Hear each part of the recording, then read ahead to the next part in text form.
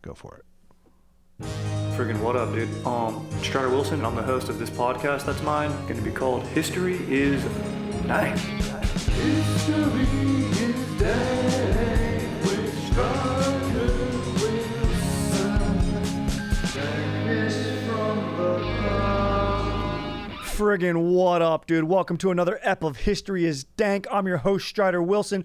We got Aaron going beast mode on the sticks, dude. What up, Aaron? What up? Dude, I'm freaking posted up, dude. We got my dank dog, Sonny, in the studio right now. If you're on the YouTube, you can see him walking around behind me here, dude. He might even hop up on my lap.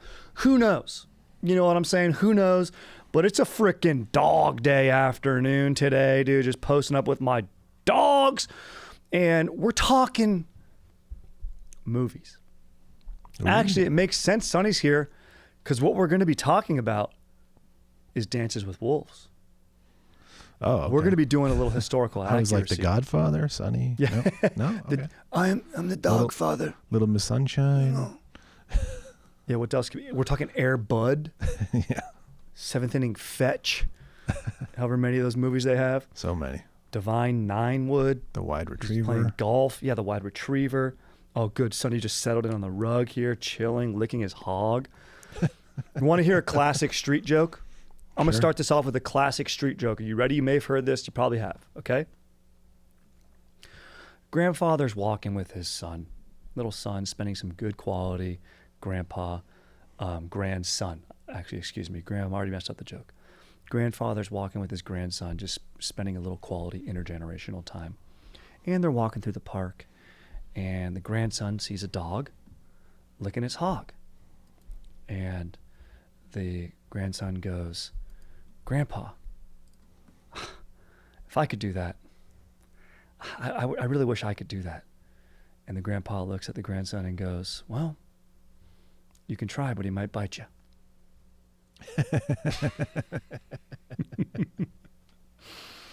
Not my smoothest delivery. I was trying to remember that one on the fly, but one of my faves. One of my faves, just like, you know, when you do comedy, or if someone finds out you're a comedian, they go, and it's someone they love to, or like you're at a wedding and the guy likes to go, "Hey man, you're a comedian, tell me a joke." "Wait, you get paid to do comedy? Tell me a joke." And I'm like, "Well, I'm not really funny." But I'll always they kind of want a street joke or I'll hit them with that, or I'll hit them with kids sometimes. And this one's a little racy for the kids, but I like to say this one. Do you know the difference between a snowman and a snow woman? Look for the snowballs. Yeah, snowballs. Yeah. Aaron, great. See, that's why you're a freaking genius. Okay, Sonny's giving me a glare right now. He's like, "Dude, I can't believe you." He begged to come with me today. Wife's out of town in Chicago, down there in Cicero, getting herself a Portillo's Italian beef.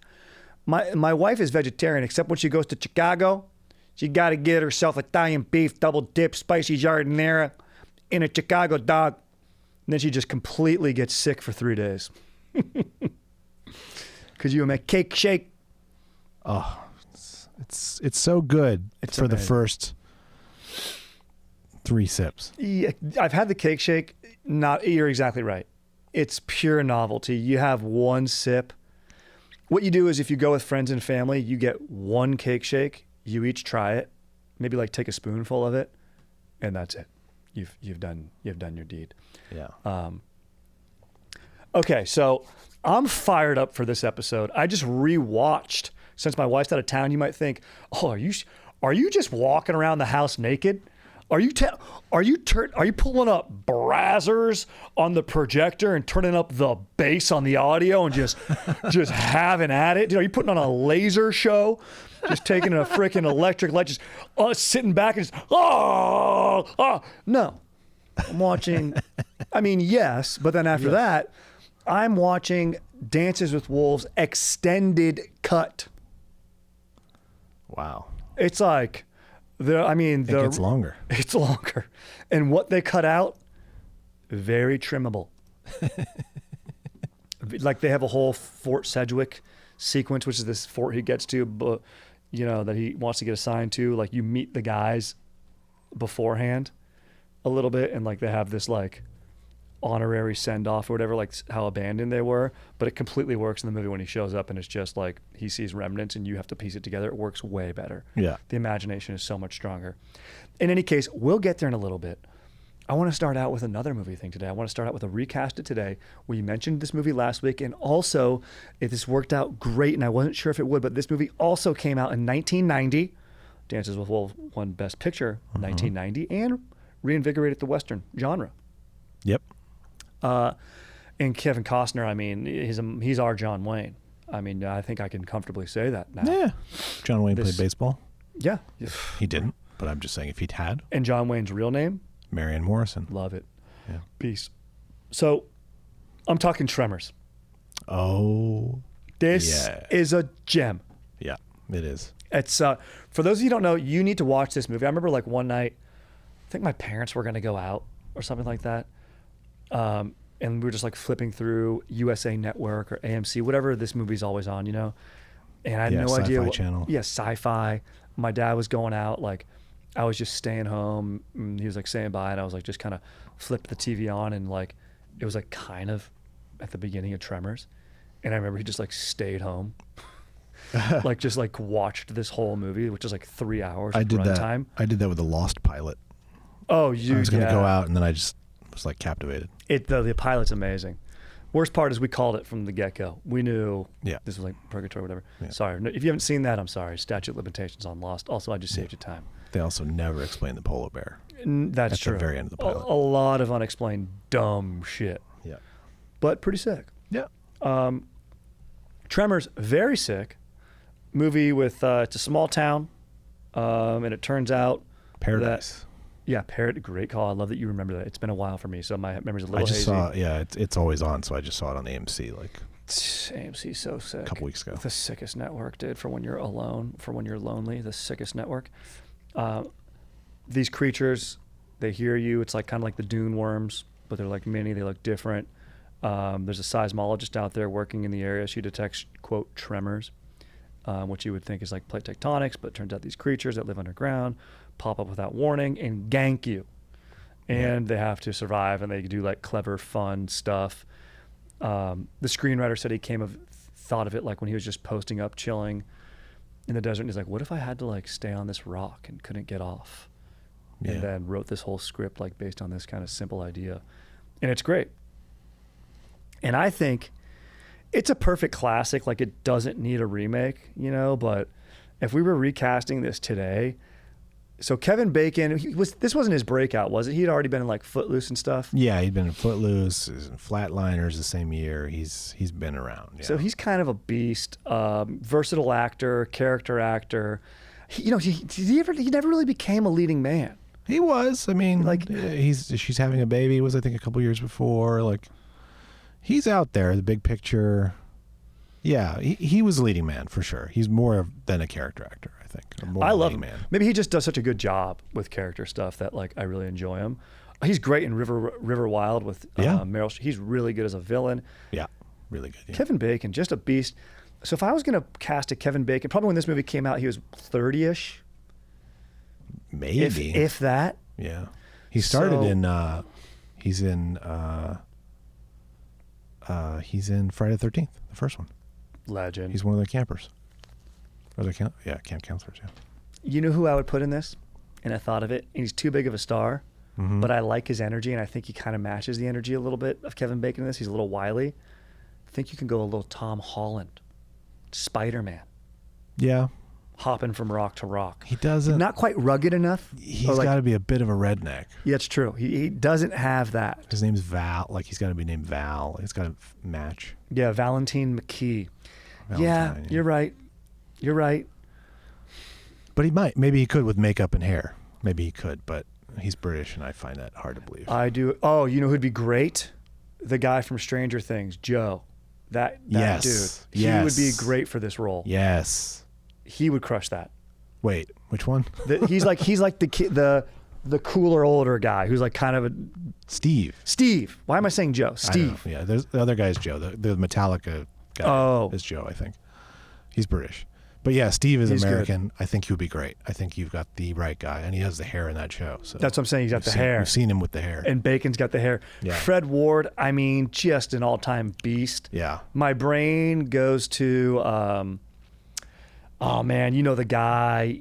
He was The Walking Dead. He has the podcast where he's like a very like,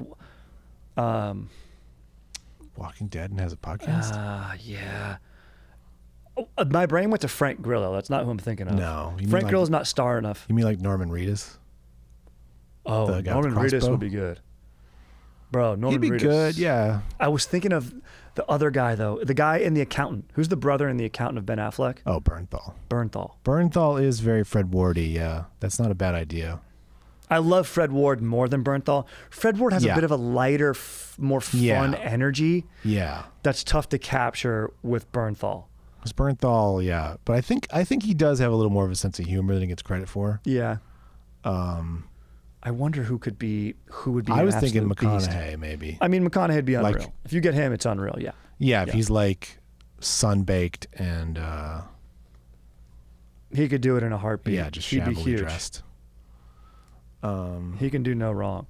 Then you got Reba McEntire, bro, Haley Steinfeld, singer, star. Sign her up. This is a star-studded cast now.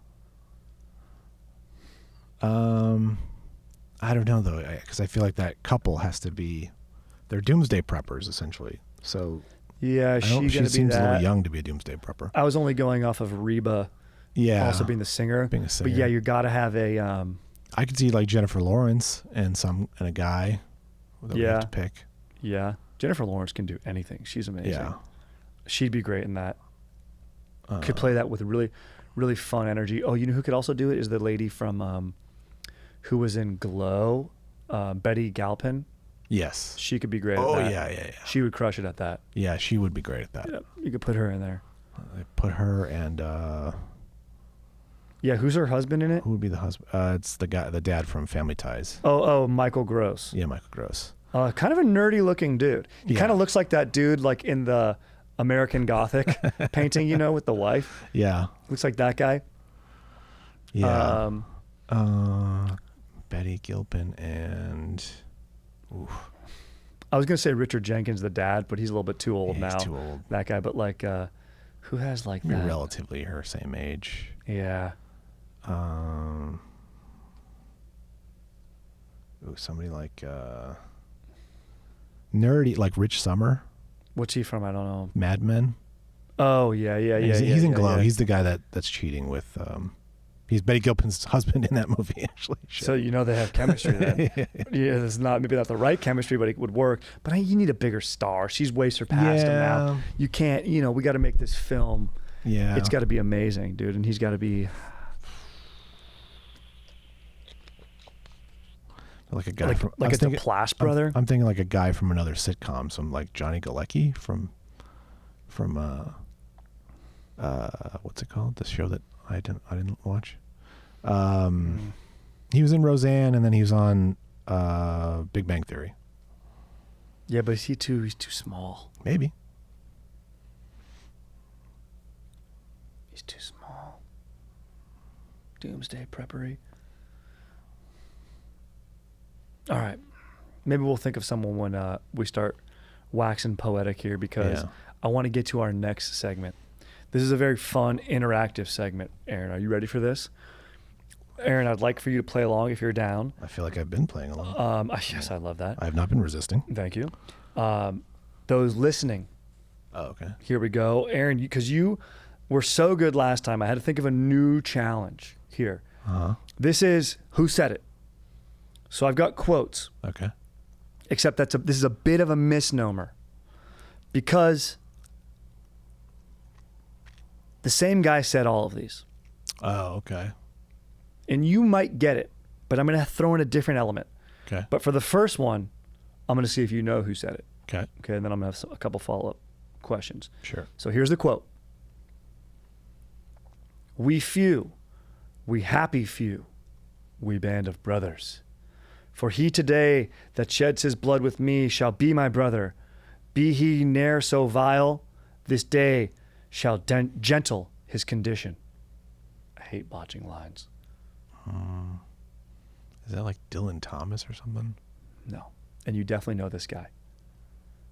Okay. He's definitely not American talking like that. No, not American. That's why I was thinking English. He is English. Okay. Is it Churchill? Nope. Okay. It's from an era that's quite some time ago. Oh, okay. It's even older, huh? Mm-hmm. Byron? Older. Lord Byron? And remember, Charlemagne? I'm going to give you another hint. Charlemagne the God? Not Charlemagne. Not. Yeah. I remembered my Charlemagne. This guy, these other quotes you're going to get are going to be from different works of his. And I would be, if you get any of them, I'd be amazed because I'm not this guy. But this guy has many, many works. Prolific. This guy is prolific. But he's talking about war. Mm-hmm. I don't think a lot of warrior poets out there. He doesn't just talk about war. He talks about everything. I assume not. And it's you said way older than Hemingway, of course, who doesn't talk like that. But. Maybe you'll get this if I give you one more quote from the same work. Sure.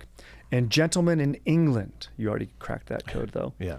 Now abed shall think themselves accursed. They were not here, and hold their manhoods cheap, whiles any speaks that fought with us upon St. Crispin's Day. Well, it's not like Oscar Wilde because he wouldn't talk about this stuff. It'd be cheekier. It's not John Donne, right? Nope. You know this guy. He's even bigger. I know. And I'm going to give you another hint now. Yep. It's from a play. Oh, Shakespeare. Bang. Okay. There you go. Do you know what play? I'll give you another hint. There's are multiple of these. Oh, okay. There's multiple of the same title. It's the same guy. Richard the something. Okay, no. You're close though. It's not Richard. It's Henry V. Okay. Henry V. Okay, which I was stoked to hear that because I was watching the behind the scenes commentary of Band of Brothers. That's how sick I am, dude. Mm-hmm. Okay, after I entered my freaking my hog chamber. That's what I call my freaking bedroom when my wife's out of town. Just sitting. I put a chair on top of the bed. And just crank hog on there, dude. And just unreal. And then after I unload, I go watch DVD commentary on Band of Brothers. And then they said this quote at the very, very end. So sick. Actually, the sickest quote is when Dick Winters is like, when his grandson asks him, he's sharing a memory, recounting a memory, saying, my grandson asked me, Grandpa, were you a hero in the war? And then Dick Winters responds, no, but I served in a company of heroes. And you're just like, let's go. Yeah. Okay. Also could have worked as the title of the whole show, A Company of Heroes. You're right. Okay, so I got more here. All's well that ends well. So now these are all from Shakespeare. Mm-hmm. All's well that ends well. You're just trying to guess what work it's from. Oh. All's well that ends well. All's well that ends well, yet though time seems so adverse and means unfit. I got a big Hamlet. I got a huge hint for you. Macbeth. The title of this is in the quote. Oh, all's well that ends well? Correct. You got it. Nailed it. Okay. Eponymous. This play, here's a hint for you. Yeah. Actually has Shakespeare's most famous stage direction, which is Exit Pursued by a Bear. And the quote is, a sad tale's best for winter. A Winter's Tale? Correct. Nice. You fucking nailed it. But I love that you caught on to the theme. Let's go. It's A Winter's Tale. That's hilarious. Let's go. There is some redemption there. Not to be confused with Winter's Bone. Winter's starring Bone. Jennifer Lawrence. Dude, John Hawkes. Yeah. Bro, you could have John Hawkes be... No, is he too old to be Betty Galpin's wife? Husband? No. He's a versatile actor. He can play her wife. He could do that part, or he could do... Ooh. I was just thinking about him and Viggo Mortensen for some reason. Ooh. Viggo could be the Fred Ward. Ooh. He's old now though. Vigo's in his 60s, I know, he can move. but he's still cool. He's a beast. He bought the horse from Hidalgo. And from Lord of the Rings, He's the man. loves buying a horse. John Hawkes as Betty Gill. Yeah, I think that'd work. I would like it. He could also do the Fred Ward part. I feel like. He could do it. Yeah, he could do either. Yeah. Okay. All's Well That Ends Well is a comedy. Henry V, is one of those Hang Five. tragedies. Henry the Hang Five. Hang Five. Let's see. Okay. Winter's Tale. Tragedy. Actually, I think All's Well That Ends Well is one of his comedies. It's just it's like a bunch of women trying to keep a stupid prince from making a mistake. Yeah. I know Much Ado About Nothing, Hamlet a little bit, Macbeth, and Romeo and Juliet. That's kind of it. Okay, well, I'm not an things actor. might be looking up for you, but maybe not quite yet. But things might be looking up for you. Okay. This might be looking up for you because I've done an episode on this Shakespearean work. The quote is, "If you prick us, do we not bleed? If you tickle us, do we not laugh? If you poison us, do we not die? And if you wrong us, shall we not revenge?" This is a quote that has to do with the uprise of anti-Semitism in I believe the 16th century, maybe 17th as well. So this I mean, it's been around a long time, but this is The Merchant of Venice? correct. Yeah. Nailed it. Nice. Yeah. Excellent memory. Okay, and then finally, before we move on, by the pricking of my thumbs, something wicked this way comes. Open locks, whoever knocks. That's Macbeth. Yes. Yeah. The king There's witches. who murdered his way to the top of the throne. Yeah. And interesting. Becomes a tyrant. He starts out a pretty good guy, right? Tries to be. Yeah. Absolute power corrupts absolutely. Yeah. And when your mom's a psycho. You have a psycho mom that doesn't help. Doesn't help. Psycho mom, a lot more difficult to deal with and navigate than a psycho dad.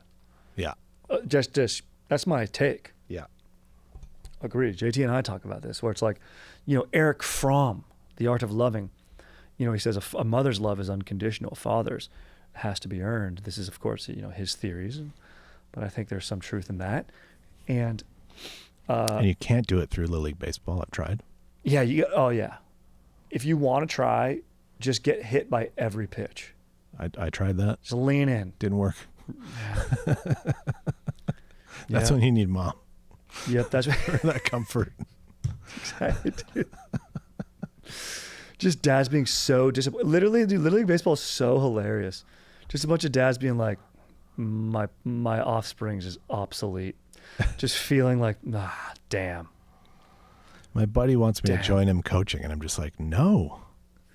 Yeah, No. you have to deal. You have to manage parents. Like, imagine how much you already do with managing schedules Yeah. for softball and stuff. Like, then you get Hate kids involved, and every parent is self-righteous. Yeah, I can't. I feel like it's like with Little League and like AYSO soccer. If you're a parent and your kid's playing in Little League or like the league for the masses of whatever sport it is, NJB or otherwise, everyone gets equal playing time. Everyone kind of sucks, whatever. If there's obviously going to be kids who are better, but you can't be greedy as a parent, and like you should be playing to win, but it's really about the kids out there just having an activity. If you want to get intense, there's travel ball, Yeah. there's club, there's select. Then you're starting to spend some coin, and there's AAU basketball. That's where you get to be a little bit more annoying, and where coaches can be more selective and like all that type of shit. Mm-hmm. If it's the regular stuff and you're a parent and you're bitching and you're moaning, just shut up. Yeah. Just shut up. Go to the parking lot. Your kid sucks. I mean, even he's the best out there. He's got to go play travel ball. Shouldn't say his kid sucks. Maybe that's a little too mean. Sorry. He's fine. But you're going to have to go find out and playing with the big dogs. Yeah. If you can't handle the big dogs, stay on the porch. And if you're a parent, have some dignity, have some grace, have some discretion, That being said, my niece is kicking ass at soccer, dude. Yeah. I think it's because right now she's bigger than everyone, so she's just kind of has that advantage. We'll see what ends up happening, but I like the way things are trending. You just can't help but get stoked. Sure. When does your daughter start to play athletics? How old is she now? 4.5. We're kind of 5. Yeah, we're waiting to see. I don't know. What sport are you going to do first? You know? I don't. I probably baseball. You know what they say is pretty good, just for building coordination. That mind-body connection is gymnastics, and then of course, like everybody's body grows out of that. Besides the few people that end up having gymnast-style bodies. Yeah. But like, I think it's just good when you're young, just flexibility and coordination and stuff. She's done some of that. She's done that in dance. Yeah, I think that's far. good. That's great. Yeah. And then you get in fencing. You got to be able to wield a sword. I mean, if you can't wield a sword, what are we even doing here? Yeah. You know. So we'll get into the crux of our epi. Before I do, I just got to say what up to my boy Luke, crushing a sandwich at Jimmy John's, listening to this episode. Get yourself a pickle. We're talking Dances with Wolves. Yeah. Best Picture, 1990. Yeah. Now, it's a really good movie. I know a lot of people think Godfather should have won, or not Goodfellas should have won. I think Goodfellas is a half hour too long. It's long. And they're both driven by a lot of voiceover. Yeah. Costner's voiceover is great in this movie. The score is fantastic in this movie. Mm-hmm. Also a fun, like, just kicking it off with a little screenwriting history is the writer of this movie, let me look it up, I have it on here, was friends with Costner, and his name is Michael Blake. He was in Hollywood, he was struggling. I think he may have even been roommates with Costner. Anyways, they were boys. And Costner's like, look, dude, you need to go and just fucking sit down and write something. And he wrote a novel. He wrote a book called Dances with Wolves. And that book ended up being adapted into the film that was directed by Costner, Beast, and starred in it. So it is listed as historical fiction, which we're about to find out exactly how. It's not like some of our other stories that were based on real characters.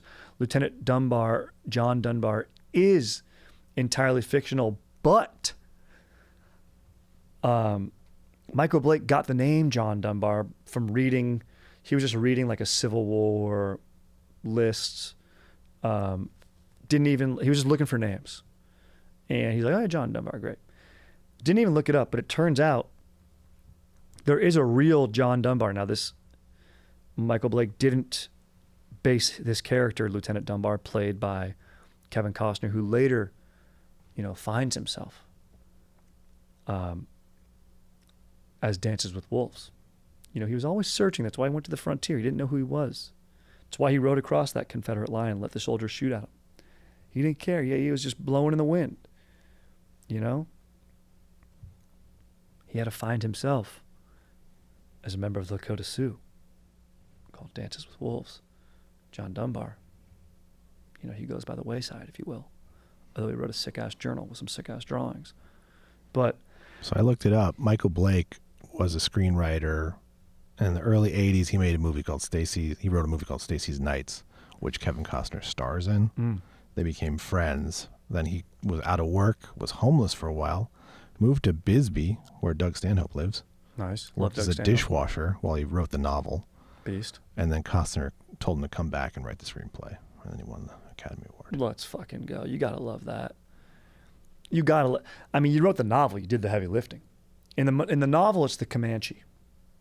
Now they had to change it to the Lakota Sioux for where they shot it and stuff like that. The locations and everything, just to make it make more sense. We'll get into a little bit of the tribes in a little bit. John Dunbar was a real guy who lived during the events of Dances with Wolves. Now, this is according to a 1991 issue of The Day, Connecticut-based newspaper. A man named John Brown Dunbar lived during and served in the American Civil War. He was born to a Christian missionary parents, actually grew up among Native American tribes, specifically the Pawnee.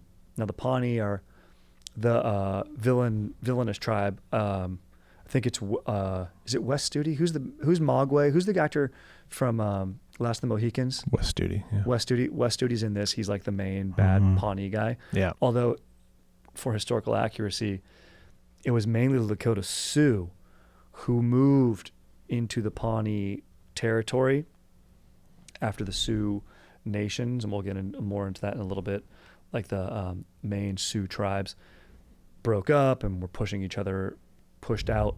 So it was actually the Sioux that would have been historically more aggressive to the Pawnee. Not to say that it probably was, I mean, Pawnee probably formed some offenses against them, but it's just, they made, in the film, it just seems like the Pawnee are a very aggressive tribe. It weren't that way in actuality. Okay. Of course, they defend themselves and had, war parties and all that, but they weren't like Comanche. Yeah. We'll get into a little more on them.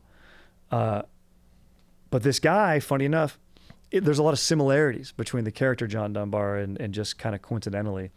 He grew up in a Native American tribe, the Pawnee, like I said. Dunbar's father was a Presbyterian minister, and he abandoned his mission after the Pawnee people proved too difficult to convert. So the younger Dunbar, using his upbringing among the Pawnee, he ended up being a translator. Translated at Washburn College in Topeka, Kansas, and helped, teach people about tribal culture and customs and folklore. And I guess he played a pivotal role in like a famous book called Pawnee Hero Stories and Folk Tales, written by this guy, George Bird Grinnells. So pretty cool. Blake said he just used the surname after finding it on a roster of Civil War soldiers. So kind of a happy accident there. And then you have this guy, John Dunbar, and his whole stories about coming up with a Native American tribe, right? At least the most pivotal chapter in his life. Although there is a sequel to Dances with Wolves. There's no movie. It's called The Holy Road, 2001. Never adapted into a play. I mean, it's probably such a bummer. I mean, they even say, like, in the little epilogue text on screen, like 13 years after the events of Dances with Wolves, which is like, mid to late Civil War and beyond. The U.S. Congress goes back on so many deals that they make, and all this stuff is just brutal. We've talked about it in other podcasts. Just such a bummer. But the character played by Stands with a Fist, played by our girl from Battlestar Galactica. Oh, yeah. Mary McDonnell. Her character is based on a real life character, a real life figure. She's also the first lady in Independence Day. Yeah, dude. Her chopper goes down in El Toro. Yeah. And she says, "Just get out of here." Yeah. She is based on a real character named Cynthia Ann Parker. She's adopted by Comanche. Also, adoptions were common practice. Like if there was a raid or a warring party and kids were left over, the tribe would take in the kids. And it wasn't always like a abuse thing or whatever. And in Cynthia Ann Parker's case, there's no instances of that. In fact, she goes on, grows up and marries Peta Nakona, a chief. They have 3 children together. They're including their son, Quanah Parker, who was the last free Comanche chief. Interesting fact. Now, Cynthia Ann Parker is captured after this Fort Parker massacre in 1836. A lot of her relatives are killed. Families are killed. She's left alive along with her brother. They're adopted by the Comanche. Parker goes on, like I said, to get married, has kids, and is, living full and having a full identity in this tribe. Then Texas Rangers in December of 1860, during the Battle of Pease River, also known as the Pease River Massacre. So, it's a lot of wronging being done by both sides, but, you can say that this is their land. The U.S. government is encroaching upon them and, basically doing injustices to just about every tribe on the American frontier. North American frontier. So during this raid, the Rangers recapture Frances. I don't know why I said Frances. Yeah, that's Cynthia. Cynthia, yeah. One is funny. You want to know why I said Frances? I used to play volleyball at a high school called Francis Parker back in the day, and I think that was in my brain.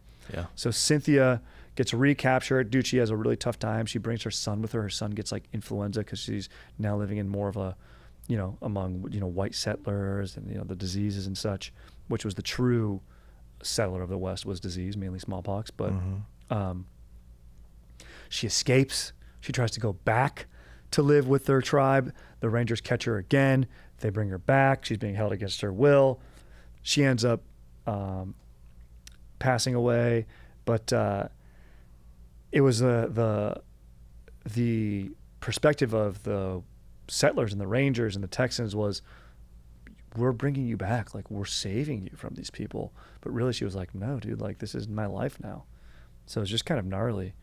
A lot to unpack there. Yeah. But that was your basis for your Stands with a Fist character. In the extended edition, they show her family. They do this flashback to a picnic scene.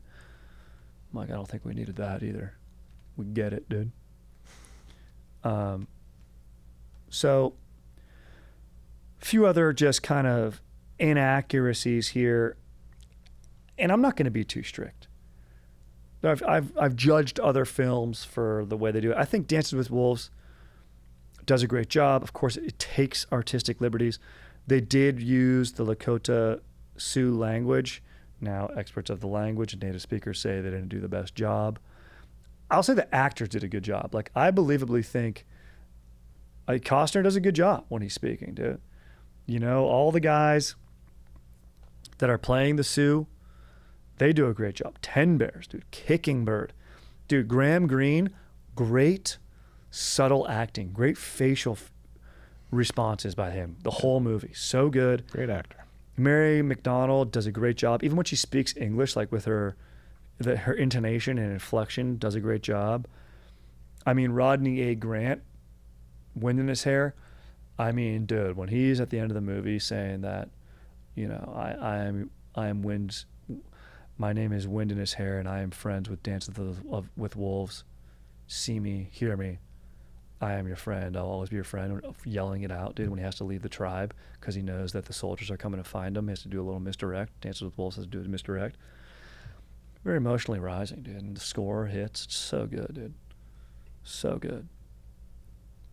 And and that's how all bros feel when they see, your bro gets a girlfriend, and you guys used to kick it, play FIFA, down a few IPAs, maybe cruise the bar together. Now your boy's got a girlfriend, and you can relate. It's kind of what's happening at the end there. He's got to go off. He's gonna move in with her. He used to be her roommate. Now he's got to eat a buffalo heart. Yeah, he's got a Tatanka. He's got to freaking down that Tatanka.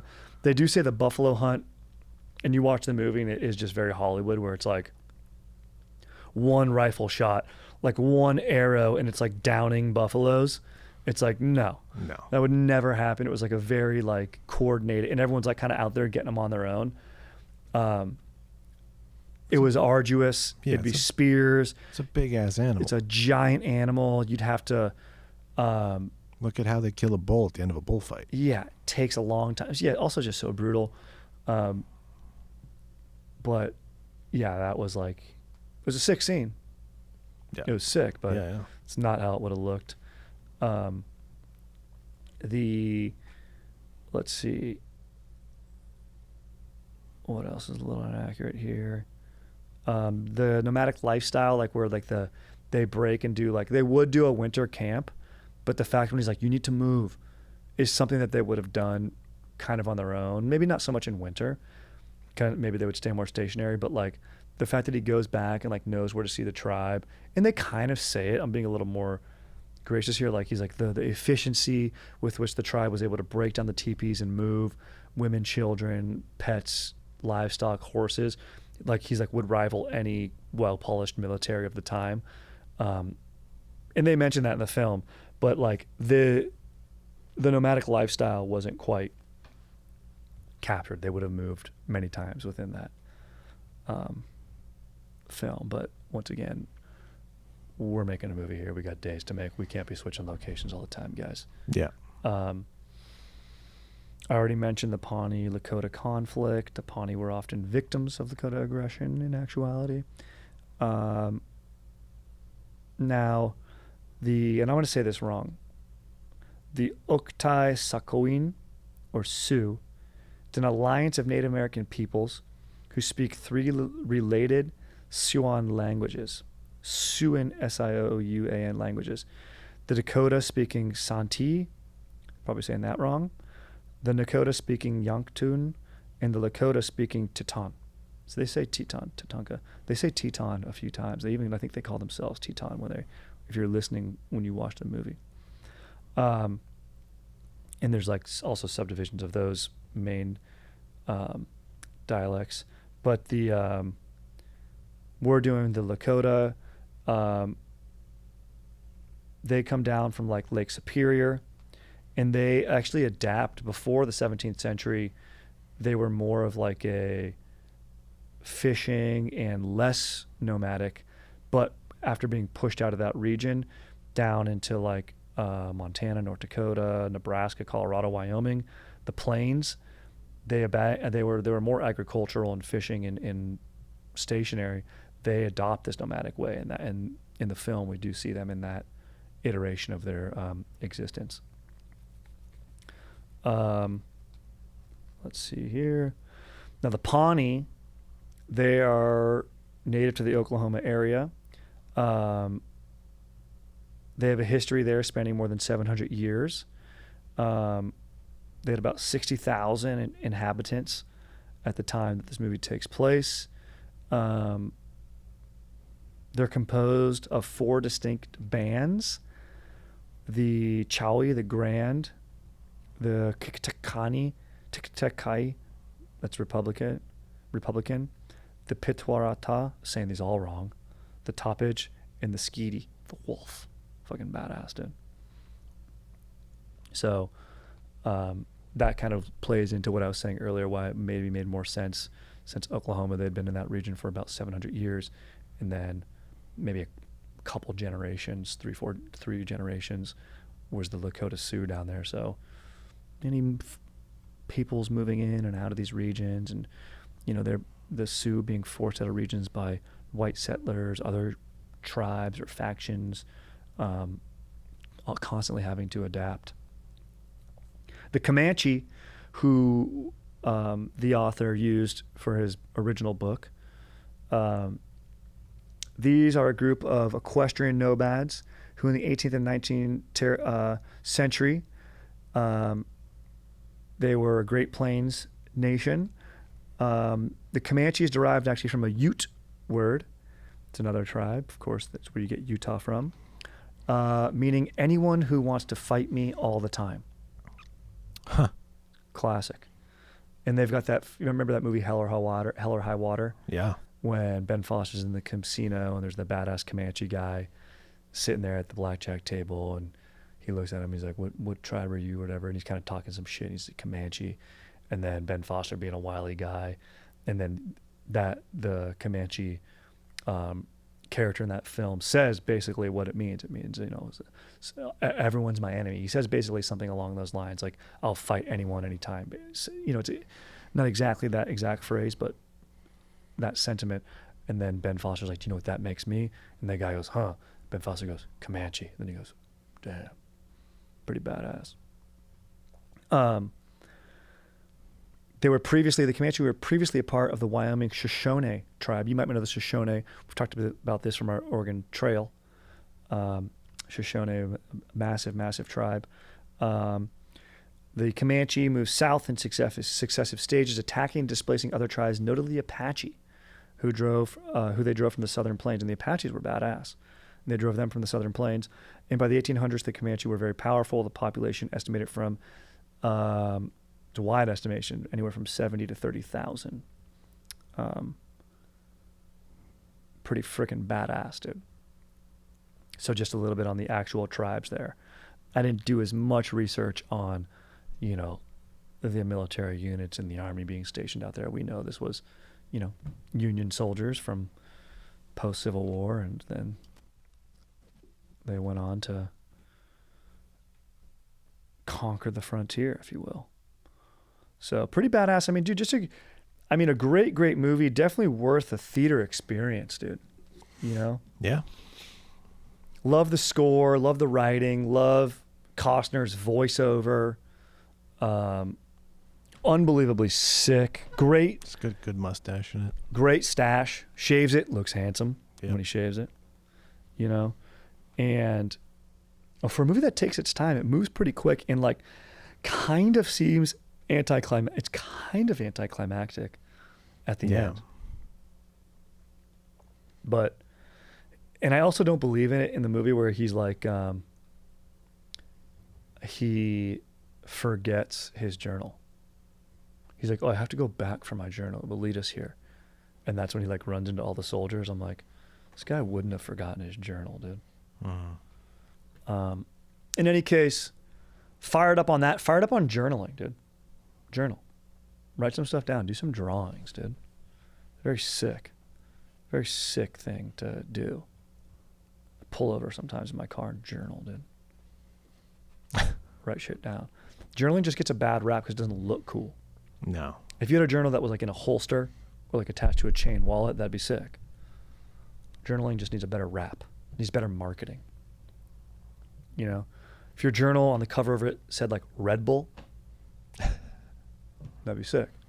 I'd be like, okay, this guy's probably writing down something extreme. Yeah, I'm writing stuff down extremely thoughtful.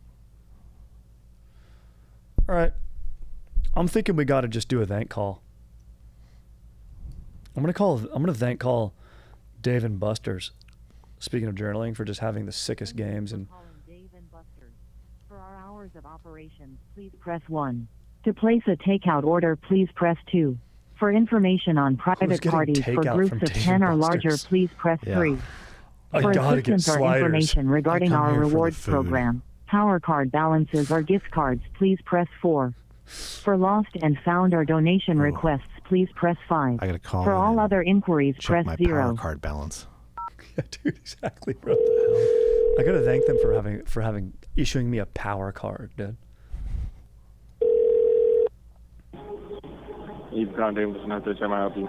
What up, dude? My name's Strider, and I was in there earlier for just free play, and I just wanted to thank you guys for setting that up. It's such a sick time for when I'm hanging out by myself.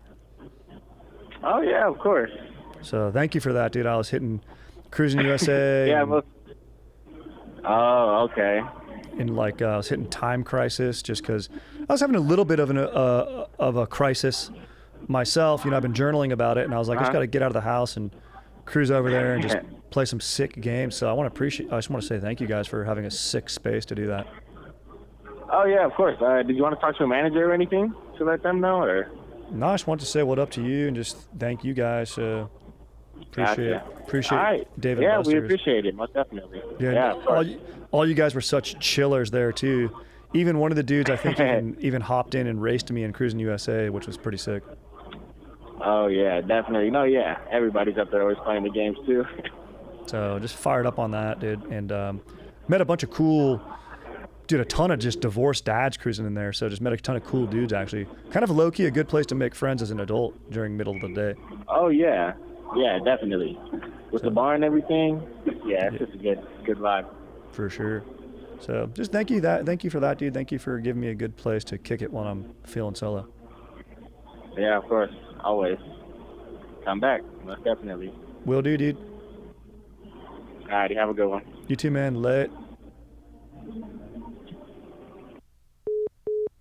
Yeah, that's what's up, dude. Just cruising in, having a great time. Good chill guy. Yep. I mean, D&B's rips, dude. It's tough to make friends as an adult. I think Dave & Buster's might be the move. Middle of the day. It's just dudes in there. Yeah. Just playing House of the Dead. You know? Rather be there than in my own house thinking about being dead. All right, dude, too sick. Stoked on this episode. Check out that movie if you got free time. Other than that, stay stoked. About 3 hours of it. Yeah, you're going to need a lot of time. For the extended cut, you're going to need about 5 hours. All right? You're going to have to walk the dog and to make dinner. It's just going to be a whole thing. So, very stoked on that. I'll freaking catch you guys in the next one, dude.